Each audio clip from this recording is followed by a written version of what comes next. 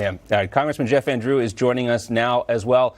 Congressman Van Drew, wanted to get your take on this. I mean, obviously, there's some questions that I'm sure you'd like to ask Dr. Fauci to follow up his reassessment of the origin of this disease. But at the same time, you got to have some questions for the intelligence community as well. The Trump administration clearly pressing them to get better answers on this last year. I was just indicating that the New York Times back then was calling this, an unfair pressure campaign on the intelligence community. But don't they have some questions to answer as well? Well, this is what's unfortunate when politics becomes more important in a scientific issue than the science. President Trump and others, including myself, I spoke loudly about this because while I may not be a viral research, part of that viral research institute, I am a dentist, I am a doctor, and it just didn't make sense to me. People got sick at the facility.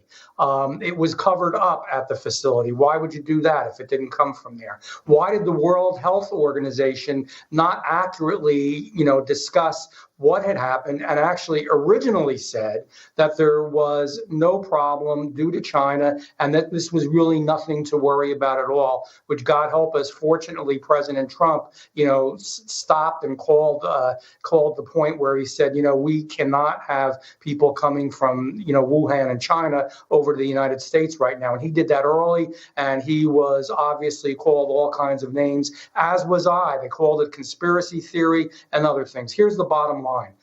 That's a lab that does this kind of work. It's a lab where people got sick. It's a lab which all the findings were covered up. It's a lab that was also covered up by the World Health Organization, and the entire process was covered up by the World Health Organization. Something is wrong here. We have a responsibility to America and to the world to find out what it is. And yes, it is a Wuhan virus. That's the new cool thing now. The new politically correct thing is not to really admit it came from Wuhan. It did. And I think it came from a lab. And let's be honest and let's really discuss that. Yeah, and let's investigate it. Yeah, it really is concerning as well. If you called it the Wuhan flu or the China virus, you were censored or called, branded as a xenophobe for even suggesting those things. And what is wrong initially there, doctors like yourself, Congressman Van Drew, others were speculating this. It's part of the conversation that needed to happen, but we saw the chilling effect from that censorship. We're going to talk more about that coming up later in the show. But I wanted to ask you both, too, about the constant hypocrisy we see from the left when it comes to these lockdown orders and the mask mandates. The latest example we have comes from Michigan Governor Gretchen Whitmer. She's now apologizing today for her failure to obey her own COVID restrictions again. Here's a photo pasted on Facebook. Later deleted, it shows Whitmer, though, with a group of friends at an East Lansing bar. On May 15th, Whitmer issued restrictions prohibiting indoor dining at restaurants by parties of more than 6 people. But, of course, Congressman Fallon, it doesn't matter for her because she's the leader of the state of Michigan. I still can't believe they took a picture where she's smiling either. John, do as I say, not as I do. This is we're tired of the hypocrisy. And it's not just Whitmer. It was Newsom getting caught, shutting down small businesses, people's livelihoods, and for safety reasons. It was never about safety and it was never about science. It was always about control. And, then if he was so fearful, then why did he go out and break his own order? And then we had down here in Texas, we had the Austin mayor, Steve Adler, telling people not to travel while he was in Cancun, or in Mexico anyway, for his daughter's wedding. I mean, the hypocrisy knows no bounds.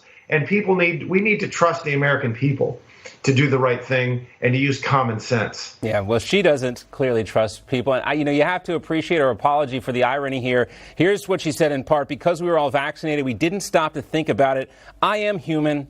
I made a mistake, and I apologize. I am human, Congressman Van Drew, but she doesn't want to acknowledge the human nature of people who don't want to be shut down in her state. This files under the category, don't accept advice from people with a Dr. Fauci pillow. She also likes to have that prominently displayed in the background when she does TV interviews. Well, what's really a shame about this? Who else is human? All the people that were sequestered, all the people who lost their businesses. In the state of New Jersey alone, about a third of the small businesses went out of business. They're real human. They're people, real people breaking their back, trying to make a living, and we didn't work together on this. Again, it was all politics all the time. So whether it was Cuomo in New York or Murphy in New Jersey or Whitmer in this example here in Michigan or Newsom in California, yeah, it's okay for us because we're that special, group of people that are much higher level. So we can put you out of business, destroy, your family and everything else that goes along with it because you don't have a source of income anymore. But you can depend on, the government from now on. And that's the new answer. That's not the answer. You know what the answer is? We're working together. That we should all be working together, hand in hand, trying to make these things work. And unfortunately, that's not what happened, and it still hasn't happened. No. And it just shows the nature of what we're doing now. We've got to change course. Yeah, we have not seen that unity that was promised back in January. And, let's be honest, we never saw it in the first place. Let's talk to guys about what's happening at the Capitol. The National Guard finally leaving Fort Pelosi 5 months after the Capitol riot. What, if anything, will this do to bring back a sense of normalcy to the Capitol? It is still, closed to the public, Congressman Fallon. And, what exactly is going to be done with this $2 billion if the House doesn't get its hands on it? That's $2 billion of wasted money, quite frankly. We've had a wall. It's interesting, too, that the left doesn't like walls on our border, but they love them when they see a perceived threat. And this is the people's house. That's what's different. I mean, the White House is where the president lives. The Supreme Court building is where the Supreme Court works. But the Capitol is different. This houses the people's house. We work for them. And to have more National Guard troops for months in Washington, D.C., rather than in Afghanistan, shows you just how misaligned their priorities were. And Jeff Van Drew, who's a great friend of mine, he knows because he saw it too. They were guarding us against Milky Way wrappers blowing around in the breeze.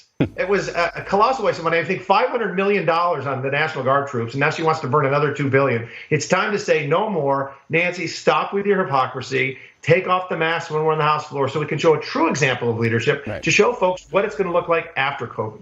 And, there's still no plans to let the public back in the House. Is that correct? Yeah. Are they letting the lobbyists back in there yet, Congressman Van Drew? Pat is exactly right. This is the people's house. This was a show.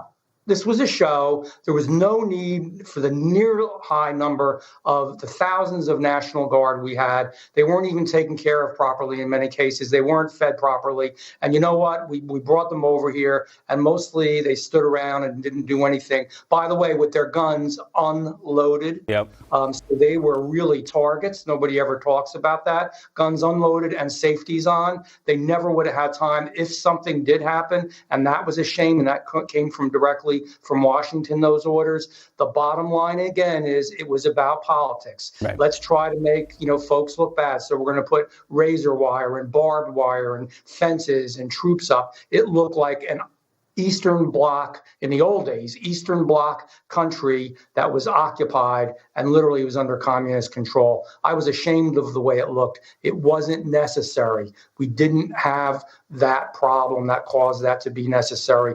Again, badly done, a huge waste of money. You want to talk about the people. We took millions upon millions of dollars of the people's money. This stuff wasn't free. We don't have fencing, barbed wire. It's the opposite of free. It's very expensive. And we also saw, too, how poorly a lot of those guardsmen and women were treated when they were there in the Capitol. Gentlemen, we got to run. We are out of time, but great to see you both. We appreciate it, both of you. Congressman Jeff Van Drew and Pat Allen.